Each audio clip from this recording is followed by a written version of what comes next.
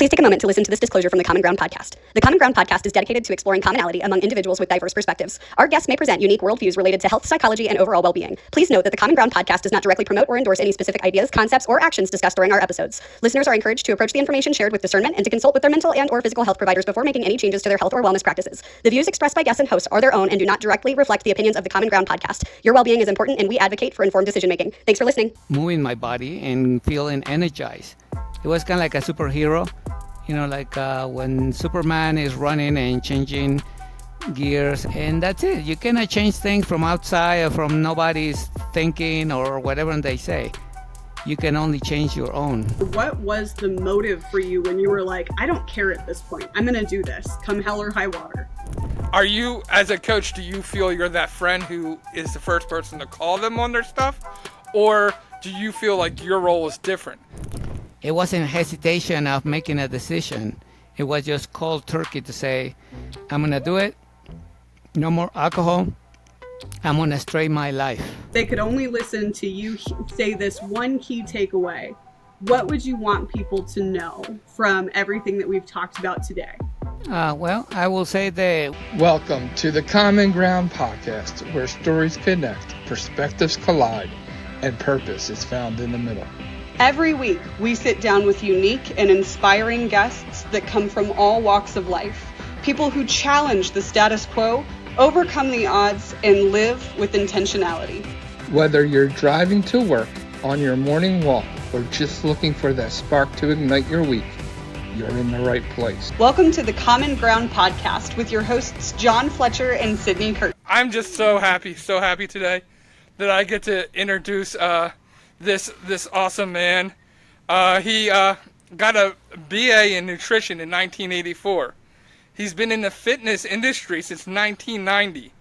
He's been a motivational speaker since 2010. Oh, wait. There's more. He's been coaching since 2013. He is bilingual, spent time in multiple countries for a lot of his life. He's co-authored 2 books, and he describes himself as a student of life. So, man, it is my pleasure that I get to introduce to you Mr. Alfredo Zapata, and I am so pleasured to be doing this episode with him. Welcome, Alfredo. Thank you for having me, John. It's a great pleasure as well to be here, and with Sydney as well, and just excited, to share with you guys what I've been going through. Well, we're so excited to be talking with you today. Awesome. Thank you for joining us. And where are you joining us from today? Tell all of our viewers and listeners. I'm in Mexico City, like about 10 minutes from downtown, like the city hall, the government palace. So I'm pretty close to downtown. And is that where you were born and raised? That's correct. I was raised and born and raised about 3 blocks away from the cathedral and the government palace. So every time there was some kind of functions and the parades and things like that, I was just walking outside to the sidewalk, and I will see all the different people driving by and walking by, and it was awesome. It was kind of like a business district. It wasn't too much of residential. It was just few of them. But I remember that it was pretty peaceful, especially weekends. But now you go to downtown and it's like a swarm of people everywhere walking and vendors and everything. But it's good to be back. I came back in 2012 after being in LA for about 20 years. And that's what, my new life, my new chapter began. That's fantastic. And tell us, when you kind of have your hand and your iron in a lot of fires, if you will, right now, what is your main focus in all of the many things that you're doing and have orchestrated? Well, I think I wasn't really aware of what was the main thing, but I think it was my faith and always looking for a better way, for another way, kind of like resourceful, like try to find things. Even though I was pretty young when I started kind of crafting my own moving my body, going on the block where I used to live just by myself, about 6, 7 years old, and feeling the drive of moving my body and feeling energized. It was kind of like a superhero, like when Superman is running and changing gears and becomes, the superhero. And I think that's what it was, even though I didn't know why I did it. I just felt like it was empower myself.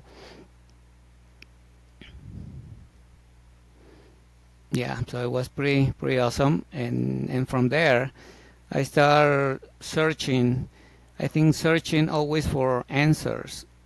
There was a magazine that my uncle used to buy called some kind of like a discovery. It was a U.S. magazine, but it was translated in Spanish, and it was always citing different things like why the light is so shine, why the sun has so much power over the earth, and why the moon, changes faces. So it was very intrigued, and then it was the Reader Digest in Spanish that that book they started selling it, and I was reading things, very interested always in finding new things and asking questions. So I was always asking questions. So with that magazine that he purchased, and you say that you found yourself asking these questions, what types of questions did you find yourself asking that led you to where you are today?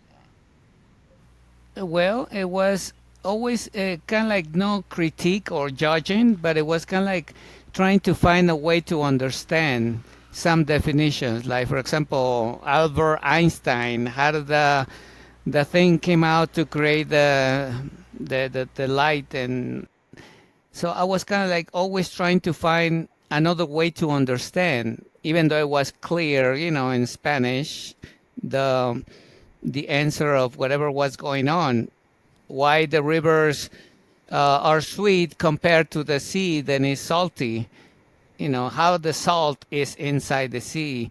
So things like sometimes too elaborated, that sometimes I will get overwhelmed because my mind was kind of like asking questions and why is this, why is that? And, and so I was always kind of like sometimes confused, but always looking to find an answer so I can feel satisfied on my end. And sometimes people didn't understand me because I was asking questions, and I said, well, you're asking too many questions, Alfredo. So why don't you shut up and then stay with whatever answer you got? So now I'm trying to really channel my thoughts and my questions and the information that I get a little more simple, because sometimes I tend to complicate things instead of make it simple, because my mind goes like 100 miles an hour. And sometimes people say, well, Alfredo, so why do you get so excited? Well, you take it easy, and that's it. You cannot change things from outside or from nobody's thinking or whatever they say. You can only change your own. And then when I got quiet, that's when I felt like, wow, it wasn't a big deal. So why do I make so much of a big deal? I need to just calm down, because my energy and my character is very strong, and I was sometimes rebellious with my mom. I'm Scorpio, but I think there's not much that I think has to do with how do you come across. But I think sometimes I will get too intense, especially when I'm passionate. Like when I was playing soccer, when I woke up early and I woke up my uncle because he didn't want to take me to play soccer. I was like 6 years old, and he said, no, this is for adults. So I put the alarm clock earlier. I went to bed with my trunks and my football socks, so I will be ready, and I will wake him up and say, Uncle, I'm ready. Take me to play. And he said, are you sure you're going to do whatever I said? And I think that's what it shows my intensity and my resilience when I really want something. At that age, I will push him, and then he took me. And it was incredible because it gave me a chance of develop my interest on sports. Then he became my sparring partner when I did Taekwondo. I did Shotokan for 5 years, and then I did Taekwondo for 5 years. And he will do the sparring with me out of the normal classes, and it make me more confident of myself. Then I So went into you did a lot of athletics growing up, and I've heard you mention your uncle a couple times. Was he the primary male role model in your life growing up? yes, yes. Even though when I was asking about my dad, where was my dad? I don't know if it was like some agreement between my grandparents and my mom and my aunt, but they will say, well, if they ask you at school, tell them that he went to war because he was a doctor, a military doctor. I never knew him. I didn't see any pictures, but it wasn't something that was in my head lagging and saying, Alfredo, you gotta find out. But what I felt was kind of like insecure because back in the 60s, it wasn't usual that you will see a single mom with the only child, especially in Mexican families or Latin families. They will have 4, 5, 6 kids, and I was the only one. So he was there because he was living with us. You know, my grandparents, my aunt, my mom, and myself. So he's the one who was taking me, to the park, and because I'm pushing him, he told me how to play soccer. So I think it was something very good, even though he and trying to discipline me like a father, because he respect my mom's guidance always, but he was always someone to look up. He helped me even through my nutrition school, and it was very, very kind. So yeah, that was the first role model that I had. So, so tell us a little bit about your journey through the health, because your topic that you wanted to talk about is overcoming adversity. So, tell us a little bit about your story and how overcoming adversity plays into that. Yeah, well, I think overcoming the adversity came at a young age, even though it was like, in a way, minor adversity, just being the only child from a single mom in the 60s. But I think it was always looking for something to feel secure. The sports gave me that, and the uncle, in a way, gave me some shield not to feel by myself, even though my mom was very caring and loving. And later on, she got an accident because she was like a like a clothing design seamstress, very talented. So someone pulled the stool that she was working on. So when she sat down, she went down to the ground and messed up the tailbone. So she couldn't, work anymore, and she was the only provider, even though my uncle was helping out. And she started looking for ways to provide. She started doing cakes, quesadillas.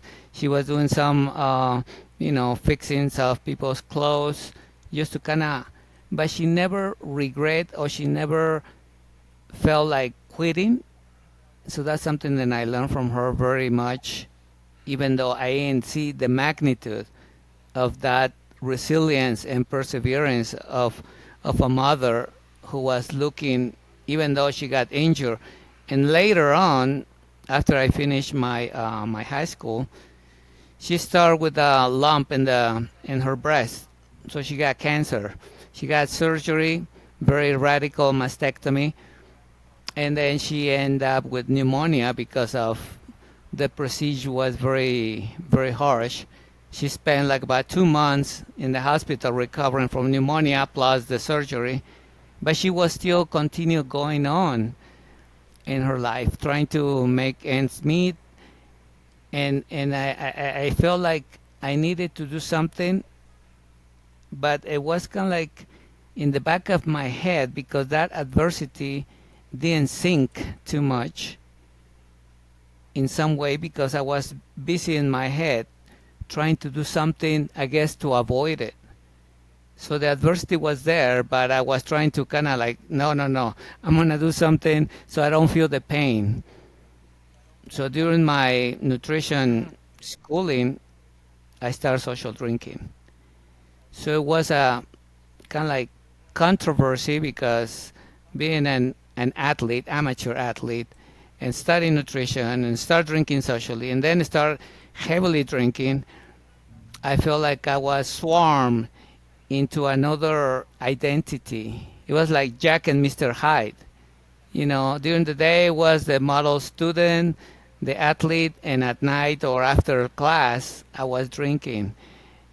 And I started kind of like in the back of my head, some of those challenges. My mom's sick. My uncle died. One of my uncles, there was two other uncles. And then my grandparent died. My grandfather died in these public saunas. And I got to stay with him. That was when I was younger, like about 14. He got a heart attack and stopped beating after he went there to the sauna for like about 2 hours. My uncle called home and says, can you come? Your grandpa is kinda not breathing well. So when I got there, he was already dead. So my uncle says, wait, let me fix the stuff because there was a death in a public place. So I stay in the room with him, still warm. He was already dressed up because my uncle dressed him up. But I noticed from being warm to become cold. And in my mind, there was so many things that I went through with him. I grew up, he saw me when I was born, and he went through my whole teenage years, always next to me, teaching me how to nail, how to do a little carpentry, how to do some electric wires and things like that. And then to see him laying on this bed, getting cold, getting stiff, it was kind of like me trying to run and get away, but in a way that wasn't like all over the place, crazy, but it was like a quiet trying to go underneath so people wouldn't notice my struggle and start the drinking part. And that drinking part took me pretty much to until graduated, and that's when I felt like I needed a way out. I needed to way out, not to stop drinking, but to get away from my life.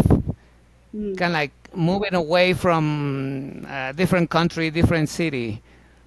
That was my way to cope with the adversity. It was kind of like piling up through my, through my years.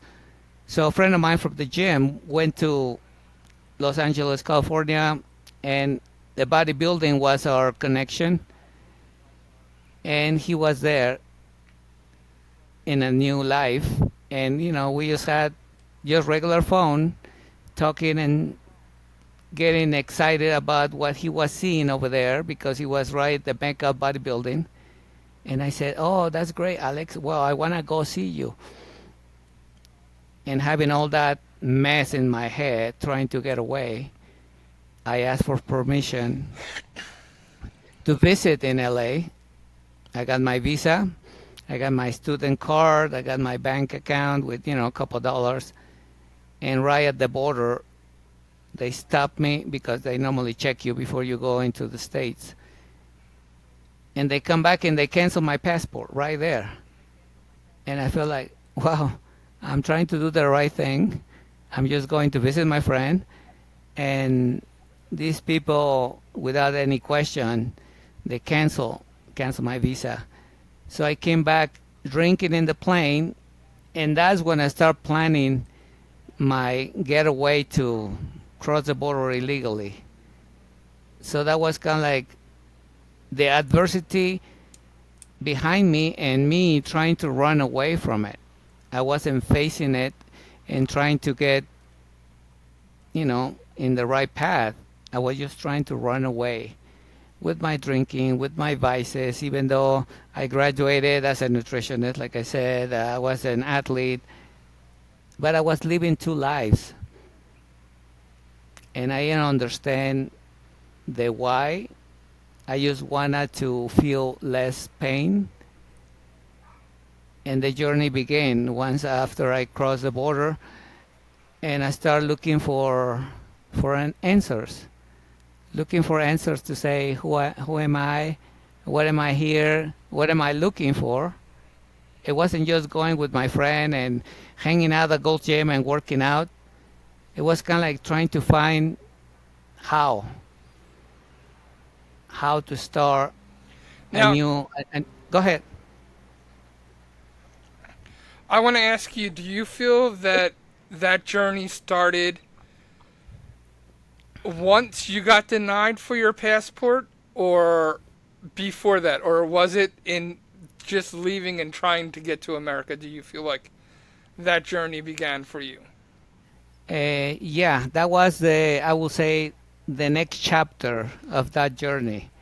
Because the first one was to making my mind and saying, I'm going to leave everything, my mom, the friends, all the negative stuff that people was telling me. You don't know how to speak English. You don't know how to work. What are you going to do over there? All that negative stuff. Then I said, forget it. I'm not going to listen to you. So the journey began when I tried to cross, because the crossing, it was about almost 6-7 hours. It was like hiding, running, chasing, the patrol, and it was a journey. And you had, I mean, But I that's, really want to get into your mindset. oh, sorry, go ahead, John. I apologize. Go ahead. Sorry, Sydney. Sorry, I just wanted to reiterate this point a little bit more. I want to get into the mindset, though, where you were at, because I know the journey was the physical what's the word I'm looking for, like, happening of it, but there must have been something deeper going on in your mind that was causing this shift. And I want to talk to, like, the audience, and I want you to, like, speak to people with, like, what was that change, like, what was that, either you call it rock bottom, what was the thing that ultimately said to you, I need to get changed. Because leaving your family, leaving everything behind, is a huge step. Like, you don't make that huge step unless something has happened. And that's what I want to get to. What was that thing that started your journey? Yeah, I got your question, and it was few. I won't count as many, but few setbacks when I was drinking, and I will feel pretty bad during the hangover the next day, or the things that I did, because also before drinking, I got into a car accident. I was start driving my uncle's car whenever he went to bed, so I will take the keys and I will start it and go with my friends to take him home. That was in high school. So I was always looking for things. But then when I started drinking, there was few setbacks that got me to think and say, well, I don't think this is good. I think I'm messing up. My uncle gave me this, it was a platinum material, kind of like a gold, with the last name engraved, Zapata, with some diamonds. So he was big in jewelry. He was a bank manager, so he was always dressing pretty nice and having jewelry and stuff. So when I graduated from high school, he gave me that ring. So while I was drinking and I went to one of those bars, someone next to me complimented my ring. And he said, "Oh, Alfredo." Well, he didn't say Alfredo. He didn't know me. But he said, "Wow, that ring looks pretty nice. It must be very valuable." And I said, "Oh, yeah, my uncle." And I started just speaking to it because I already had a few drinks. And I was just drinking by myself. At that point, sometimes I would just go, if I had some cash, I would go and get some drinks. There was 2 for 1, so I was always trying to find a way to drink more for less. And then the guy was kind of like older than me. And he said, "Oh, well, that's pretty good and stuff." And he says, "Can I see it?" Sure. So I took it off and I handed it to him, and it was kind of like a Super Bowl ring size, so it was very nice. And he said, "Oh yeah, that's pretty good. And it's kind of heavy, and yeah, that's my last name's emblem and stuff." So he says, "Hey, so would you like to maybe meet some girls and stuff?" And I said, "Oh, well, yeah, that'd be nice." He said, "Well, why don't we go out of the bar and have some coffee, and then I can probably introduce you." And I was kind of like with my mind, I wasn't fully drunk, but I was kind of like interested, because I was in my, I would say 17, 18. And I said, sure. So I went to that coffee shop, like, a couple blocks away from the city. And then he said, well, ask for the coffee. And he says, let me see your your ring again. It looks pretty good, and I'm sure it's valuable. He says, "Why don't you wait here? I'm gonna go call the girls." At that point, I forgot about that he got the ring, and he left.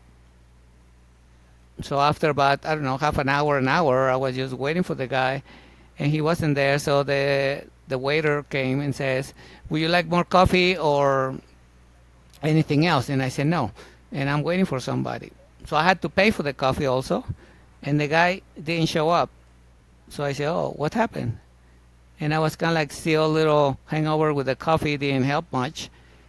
And I came home and I said, where's the ring? I started looking for the guy around the block and nothing. So at that point I felt like I'm just wasting myself. I don't know, why am I doing this? That's when I start thinking of doing something to change my life. It What wasn't. about that ring and that experience as a young man has to be so impactful and traumatizing? You had been through, though, in your early childhood and adolescence, you'd been through so much. I mean, you had to witness your father passing away, who you had grown up with, and you struggled with all of these identity crises as a young man and finding that mentorship in your uncle and your grandfather. And that even that act of deciding, okay, well, if you're going to take my visa, then I'm going to illegally cross the border. That's how I'm going to get my new start to life. All of that compiled with your mother being your primary parental figure and the injury that she had. At what point, if any, did you feel like I'm running away from all of these things that I've been burying in myself? Like, was there that moment where crossing the border almost seemed like a minuscule thing to deal with compared to your childhood at that point?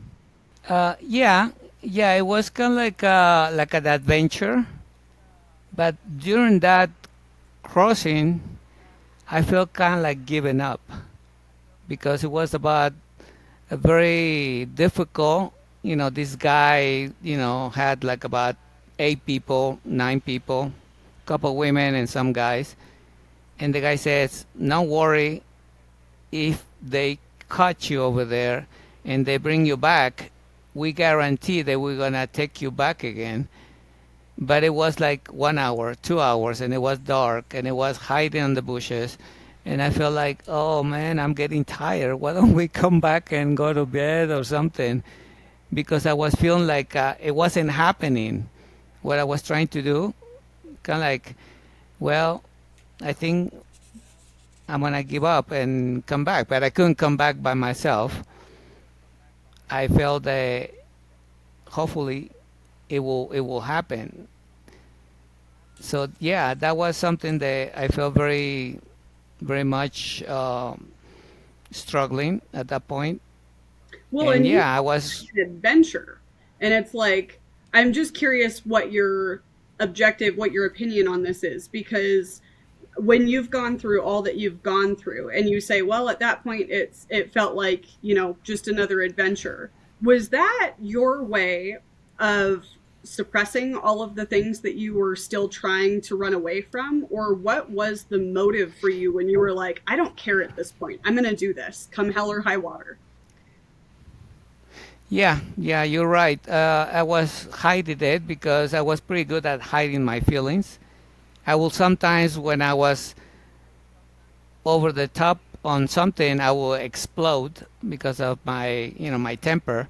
But most of the time, I was very quiet. I was very kind of like the lonely, the very low key guy at school and with friends sometimes. But yeah, you're right. I was trying to hide it, not to share that emotions because I didn't feel like there was someone understanding me, even though my mom was always very kind and loving and saying, trust in God, you're uh, you're a good guy, you can do whatever you want.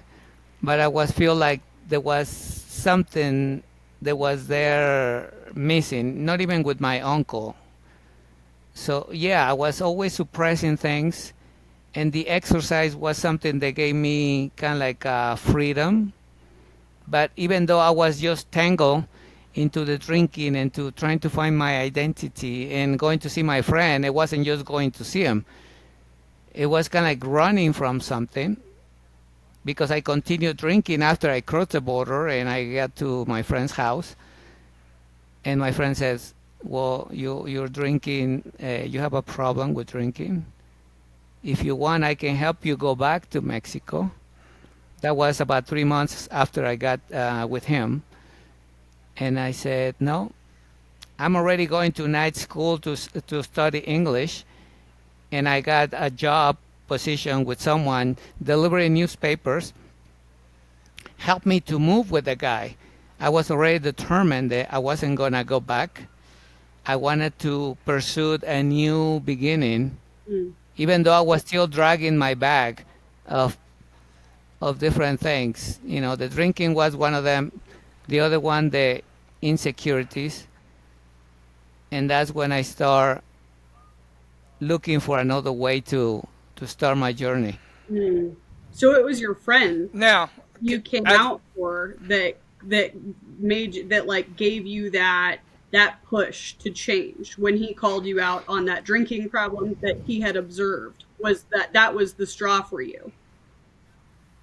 Yeah, because I felt confronted. Even though in Mexico we were going party and drinking, over there he was already newly wed, and his brother was living there. So we were living in a nice condo, but he noticed that it wasn't the same Alfredo they knew in Mexico, and he was living in LA now. And he probably saw me lost, even though I was pretty young. And I kind of, in some way, shift my mind and say, no, I don't want to go back. I wanted to do something. I didn't know what it was, but I wanted to keep doing something. And that's when, now when it started. I want to touch on I want to touch on this because I think this is cool. Because I think we see um, that like the running away from problems, right? Which is you crossing the border, right? And then being eventually called on something. Now, as a life coach, as somebody who is coaching people, how has this experience first helped you? But I think we see it. You probably see this in other people in other forms. Like they're not physically crossing a country, but they're running away from their problems. They're going that full fledged, away from their problems. And are you, as a coach, do you feel you're that friend who is the first person to call them on their stuff, or do you feel like your role is different? So how has this the first part of the question is, how has this you know, affected you as being a coach? And second, how has this affected your role in how you coach people? Yeah, well, the first part of the question was when someone called me out on, you're the expert, you're the coach. That's after I called turkey drinking when I was living in my car in LA, right in front of Gold Gym Venice. It was another calling from above. Then I believe God was saying, Alfredo, you're wasting your life. Your mom doesn't know because you call her collect. And you going across the block to work out at the Mecca bodybuilding, you pretending that you're it, but you're not, because you're just pretending. And then you go back to the parking lot and start drinking with those guys who were always looking for their lives to get straight. And I wasn't really getting it on my brain until I lost my car in this parking lot of the AM PM mini market. Then I went to look for food at 3 in the morning one weekend, and the attendant says, "We don't have food yet." And I got so mad, and he says, "If you don't leave, I'm gonna call the cops." At that point, that was a calling to say, "Alfredo, you gotta do something. You're illegal.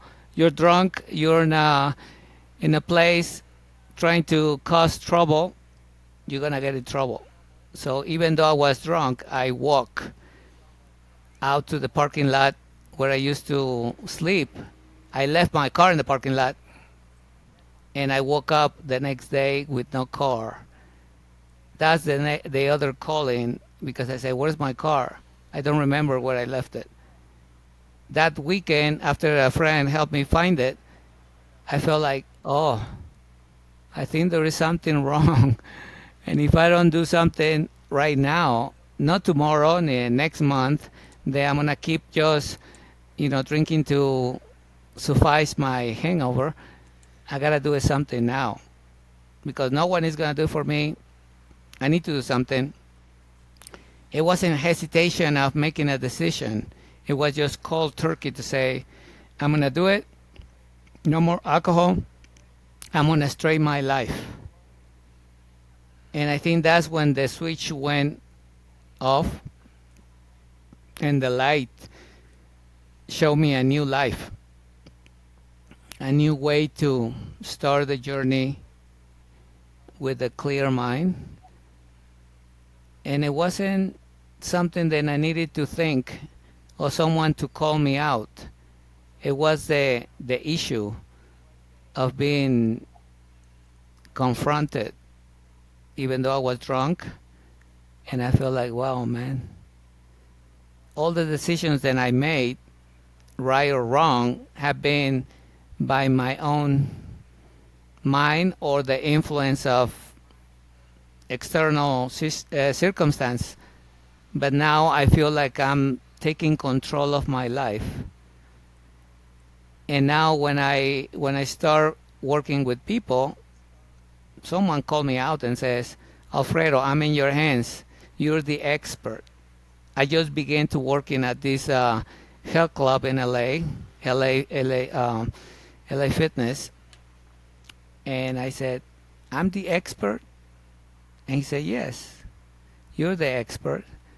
And I feel like, wow, this guy is trusting me, and I'm listening to him to help him with whatever he wants to reach his goal, which was, wellness, feeling better.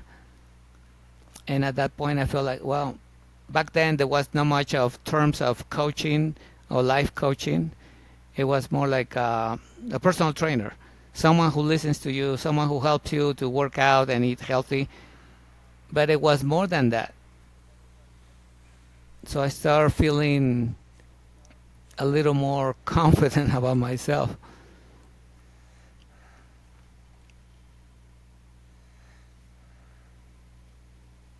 And how has that affected you as your role of being a coach?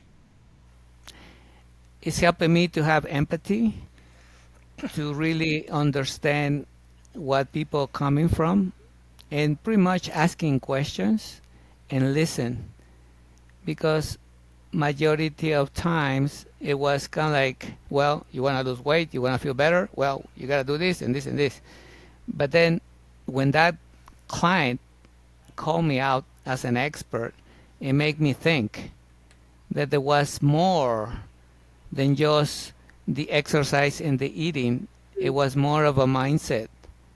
It was more of understanding someone adult, someone successful, which was this client. I met him for the first time, but just the ammunition they gave me with those words were so powerful. Even though I didn't digest it immediately, but it went over time because the client went with me for training for like almost 12 years. And the guy was always thanking me for helping change his life habits.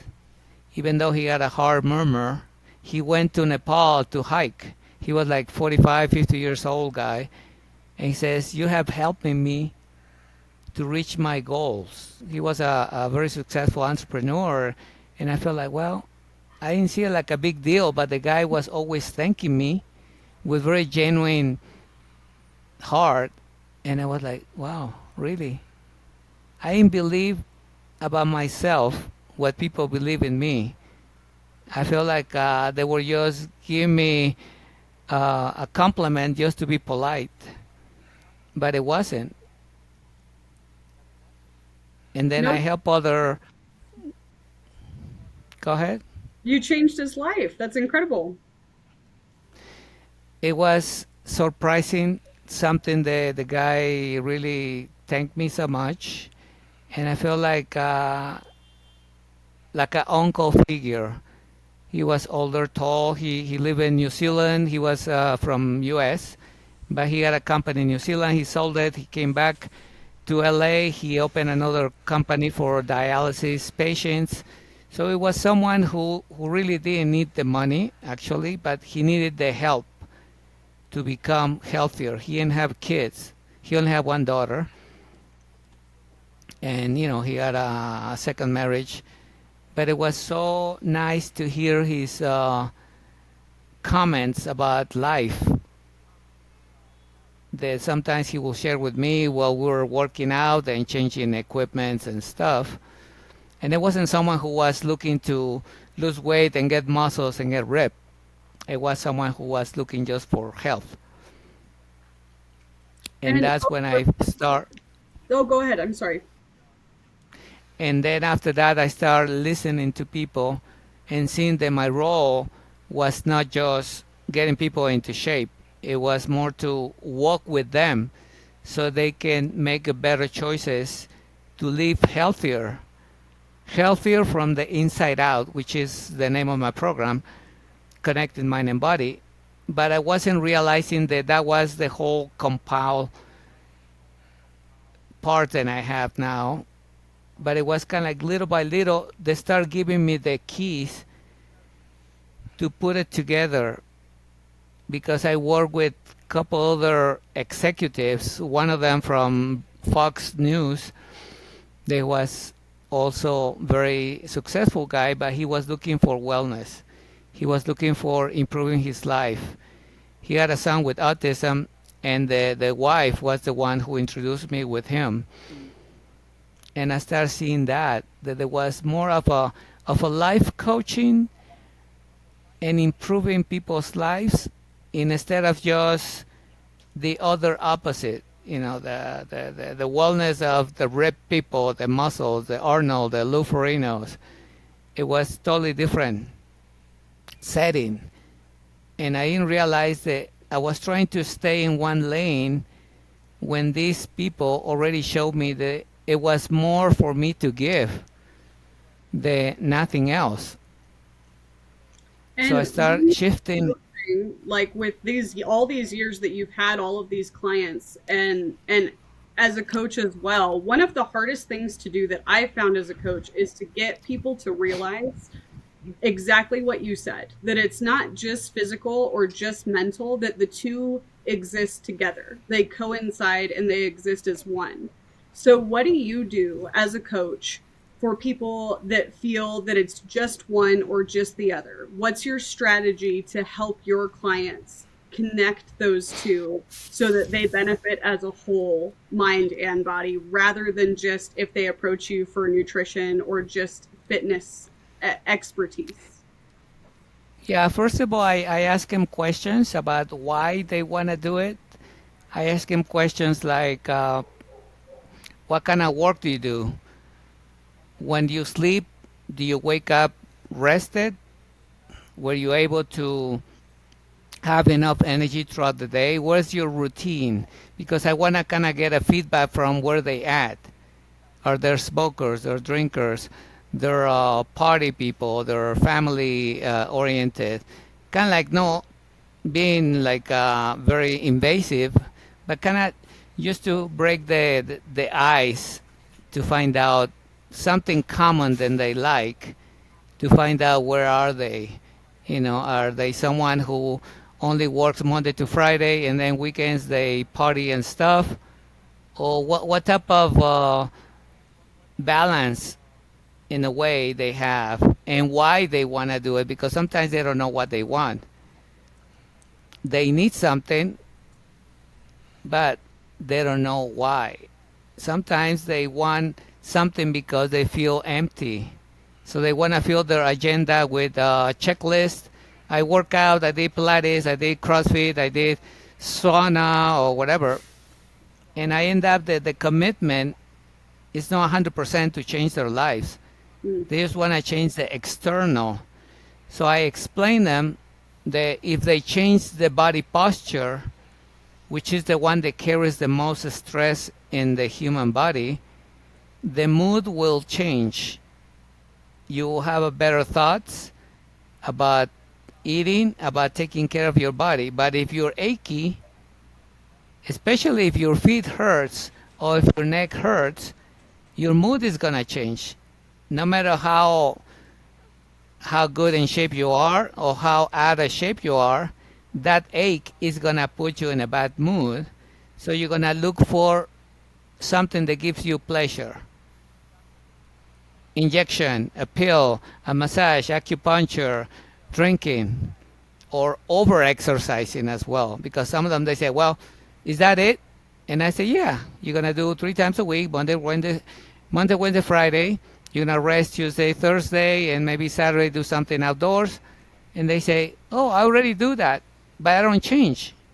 And I say, because you do it just out of automation, you're not thinking in what you're doing. So I start kind of seeing the flashes of no commitment, no realizing that what they do is not just to fill up the agenda, but how to do it. So I start listening and kind of pre-qualify, because sometimes in the beginning I wanted to coach everybody. I want everybody to be my client because I need money. Once I got married also, and I started working on by myself, I wanted to get all the money I can. Doesn't matter if the client is not committed. And then I end up feeling frustrated because I saw people that they had the money, but they didn't have commitment. And they start trashing my name, saying, Alfredo, doesn't work your program. Forget it. I want refund. And there was so much trouble because I didn't see the true commitment of the people to work and change their lives. So I end up just selecting and saying, yes, I would like to help everybody. But if they're not willing to do the work, I cannot help everybody. No, and that definitely is true. I mean, I think for all of us, for a change to happen, it's got to be something that is proactive, something that is intentional, as I love the word intentional. Change doesn't happen without intentionality, and I just, some people can like the concept of change, but not the intentionality of change, and I think that's a key thing.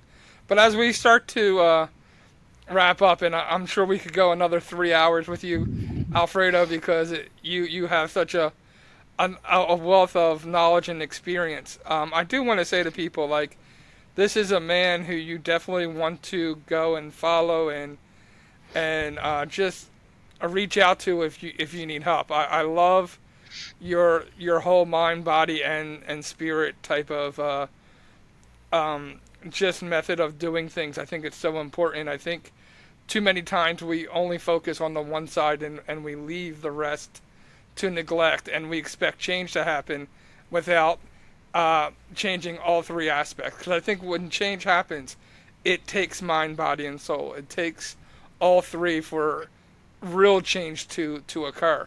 And so many times we focus on one and think change is going to happen, and it's not. But as we come to a conclusion, we're just going to go and talk about some key takeaways. Key takeaways.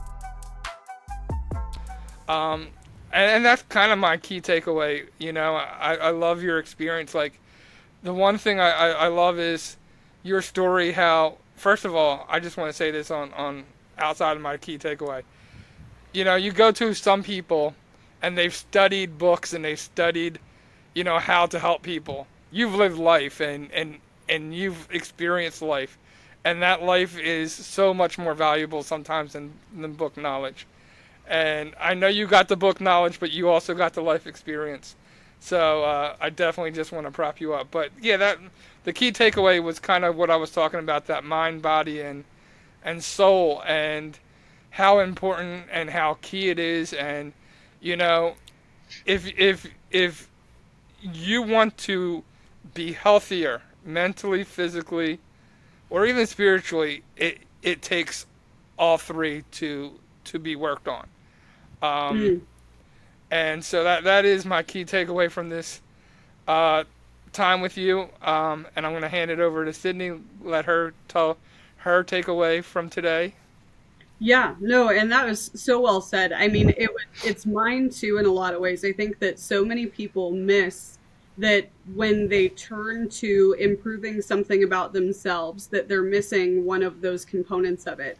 And it's so important to be reflective as people as to why we're trying to improve something, whether it is a mental aspect or a spiritual aspect or emotional aspect or the physical, because all of them are so intricately woven into each other. And hearing that from you, Coach Alfredo, with all of your experience and the people that you've worked with, is so impactful. And it's something that our viewers and listeners should reflect on, is what is it that I'm working in my life right now on, and how is that connected to other components of my life, so that they can work on zooming out and seeing the bigger picture. So that was incredibly impactful. But if you had to, Alfredo, if you had to leave our viewers with one thing, if they could only listen to you say this one key takeaway, what would you want people to know from everything that we've talked about today? Well, I will say that without discipline, nothing worth it will be solid, achieved. I think sometimes people think that, especially now, with technology, with AI, with Bluetooth and whatever, the things can be easy. And I said they're simple, but they require discipline. And discipline goes against emotions.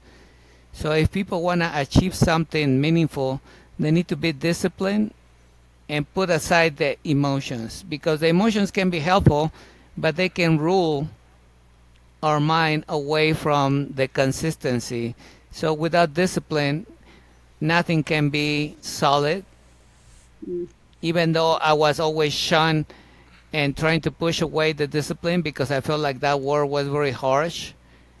But when I start practicing and doing different things than I did to get where I'm at now, discipline is what it gives me up in the morning, go for a walk and pray, sometimes working out at 1 in the morning because my commitment is with me to become healthier from my mind. And even though I might be tired, I go and do my push-ups, my pull-ups, my squats, even though without equipment.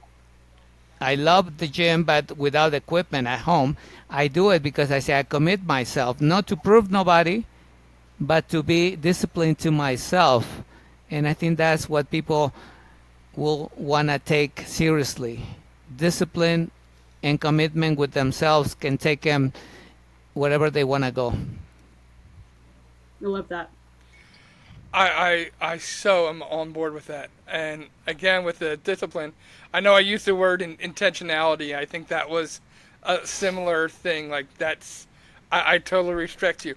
And for all of our viewers or audience who's listening, take time and I want you to write your key takeaways in the comments, and really just let's make this a community about what can we learn from an episode like this. What is your key takeaway? So while you're listening to this, write down your key takeaway, share it with the group, share it with our community. Let us learn from each other what our takeaways are. But one of the coolest things I like to do, and one of the things we like to do here on the Common Ground, is to end all of our episodes kind of the same way, and that is to end on these final 5 questions. The final 5. And get each guest's opinion on it. So we're going to give you, Alfredo, 5 questions, and just give us your best. There's no right or wrong answer. You just speak your mind on it. So the first question is, thinking back on your life, who was one or two of your heroes, and why are they your heroes? Well, the first one is my mom. It was someone who was a hero in her own way because all the adversity socially and then physically, and never gave up and never quit, even though she was injured, she was sick. She was always with a good intention to provide and not to feel useless, but to be useful. And that's someone that I really appreciate. And I wasn't able to be here in Mexico when she passed away. I was in LA, but she was able to go to my wedding, and it was nice for her to see me as a new version, without drinking, without having my faith with God. And she was very pleased. But yeah, she's the number one hero for me. It's very sweet. She sounds like an incredible woman. That's awesome. My Yeah, she was. next question for you would be, what's like the best piece of advice you feel like you've been given, life advice wise, and who was it that gave it to you? Well, it was my grandpa. He was always very resourceful in doing things, like a handyman. He was retired. He got this accident in this company where they have these big piles of metal, to manufacture things. He slipped his foot in one of those big tanks with acid because they will kind of curate those metal sheets to make things. So his foot got kind of destroyed within the boot. So they have to do some kind of surgery, and they just left them with the heel and a little bit of the ball of the feet.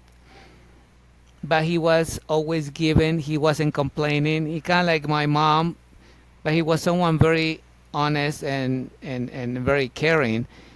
So he showed me when I was shaving the wood to make something, because he will do things. And he told me, Alfredo, before you do something, you got to think. Don't do something without thinking. Because I was just shaving the wood, and I will kind of startle in the middle. And he said, no, you're breaking the cycle of the wood. You have to start from the beginning all the way to the end so you can have a smooth shave. So think before you do. That was the main thing that he told me. I love that. It's like the measure twice, cut once concept almost. That's what it reminded me of when you said that out loud. Yeah. Awesome. And the next the other question I question? have for you is, what is one or two books that have impacted or changed your life? Well, the one I wrote, the one I read, they gave me a new path, and that's when I started studying the Bible. It was the Bible. Mm. It kind of gave me a path, a new beginning. And there was this guy at the gym who started insisting to go to church. And it was a guy that I will never, or I will rather not to talk, because it was a tall, white guy in a good shape. He was always smiling and saying hello to me at the gym. And he invited me, so I turned him down a few times. But when I started feeling empty, even though I quit drinking and I was working as a personal trainer, and the guy kept inviting me, and I said, well, I think my life is better, but I think there is something missing. So I went to church, and then I studied the Bible. They were talking about how to become a disciple, and that was kind of like the path to straight up your life. So the Bible was a cornerstone for me to study and to help myself to be confident about who I am. And then the second book is The Go Giver, who gave me a good insights of each of us can be a very much a link to help others reach their goal. And it was a very nice book that someone sent it to me when I was doing this healthy coffee company. I always had some healthy products on my under my wing to help people. So the Go Giver was another one who helped me to see what is good inside of me, then I can share with others to help them out. That's awesome. That's really good. That is a Yeah. really good book. I heard John say that, and I'm like, yeah, it is. I love that one. Both of them are, though. It's incredible. I mean, there's so whether you are a person of faith or religious or not, the Bible has so many stories in that are just like pieces of wisdom that entrepreneurs and business people and coaches use. They just have that those core values that translate throughout all of life, regardless of if you're a person of faith or not. And I love that too. And then our next Hmm. question for you is, as a coach and a nutrition and fitness coach, but also a life coach, what is one trend right now in nutrition that you would say is absolute garbage? Like, don't listen to this. This doesn't work. It's not important, or it's not valuable to your health. And what's one that you say, yes, this is fantastic. Do this. Yeah, well, I will look for the most common, the start kind of getting more in a way scientific or more trendy was measuring everything that you eat. A few grams of this and only this and not much of this. Kind of like having a dish where you put, you kind of sectionize like a pizza, because in reality, you're focusing on something, then it's kind of like a death sentence or it's like a cage that you Mhm. only do it for a certain time. And when you finish, you want to get away. Like the race horses, they have the blinders there, but they're ready to go. So once they open the gate, they just run crazy to reach their goal. And then mentally, that's what people do because they don't change their mindset to live healthier. They do it out of obligation, Mm. out of pressure, out of fashion. So they don't learn to eat to become healthier. And what I tell people is if you start doing an inventory of what you eat versus of how you look, you can easily see how many things you're eating it they're not similar to what you're looking for. You're eating trash food, and how do you look? That's very simple. Right. Without going into any grams or how many proteins. Yes. And if you're eating organic, and if you're eating the whole range eggs, and the beef grass beef fed and everything, and how do you look? And the other one is a good mindset that you're doing. I mean that you feel it. So I will say evaluate first before you choose something, and you can easily see because sometimes people say, well, it's because I eat healthy, but I feel bloated. So I ask them, you eating raw vegetables, broccoli, squash, cucumbers? Yeah. So you maybe have a colitis because you're very nervous and stressed out people. So put them away and see if that helps. I always give choices to people. I don't give them like a cookie cutter meal plan. I always ask them questions so I can customize the best and the more attractive food for them to eat. And I tell them that the food is to nourish. It's not to give you pleasure necessarily. And that's how people start making changes and feeling better. That's awesome. And the final question of the final 5 is, if you could choose 1 or 2 people to sit down and have a cup of coffee with and have a conversation with, living or dead, who would those be? It will be my dad, the father I never knew, just to find out what was in his mind. What was he thinking? It was just one night stand? Was even thinking that I was exist? Then I was alive or something, something about him, just to kind of get to know him, not to judge him, not to criticize him, not to blame him, just to see where's he at, or what he thought about when he went with with my mom and date her. Yeah, that will be that person.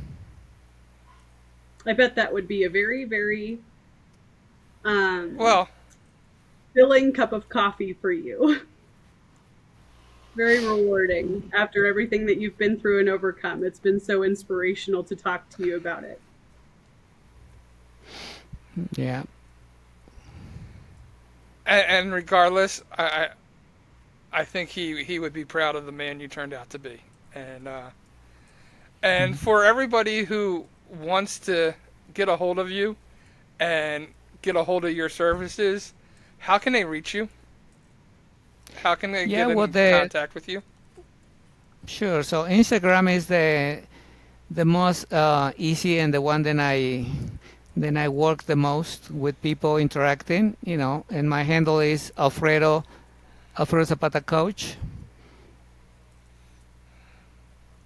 And they can, reach me there, and Awesome, Facebook and we will also. definitely have that. Go ahead. No, I was going to say, and we'll have all the links listed below for them too. But you said Instagram and Facebook, any other way? Well, any other way will be WhatsApp, but I think we can put the number on the description of the video, so people can just send that up on WhatsApp, and that will be easy. Well, or maybe they should DM you on Instagram or Facebook, and then you can give them your WhatsApp. Sure, yes. I don't want to put that out there for the public if you don't. Yeah, no, that's fine. But, yeah, DM All Instagram. right. Yeah, that should be fine. Awesome. Well, remember that when you take the time to truly hear somebody's story, you open the door to finding common ground. Alfredo, thank you for sharing your journey with us today. On behalf of Sydney Curtin and myself, John Fletcher, it's been our pleasure to host this conversation. You have been listening to the Common Ground podcast. God bless you and have a wonderful day. And that's it for today's episode of the Common Ground podcast. We hope you're leaving with a little more perspective, a little more purpose, and a whole lot more inspiration. So thank you for joining us today. We appreciate it. Thank you to our special guest. If today's conversation moved you, encouraged you, or challenged you in any way, don't keep it to yourself. Share it, rate it, leave us a review. Your support helps us reach more people who need to find their own common ground. So for John Fletcher and Sydney Curtin, we'll see you right here next week, same time, same place on the Common Ground podcast. Make it a great week.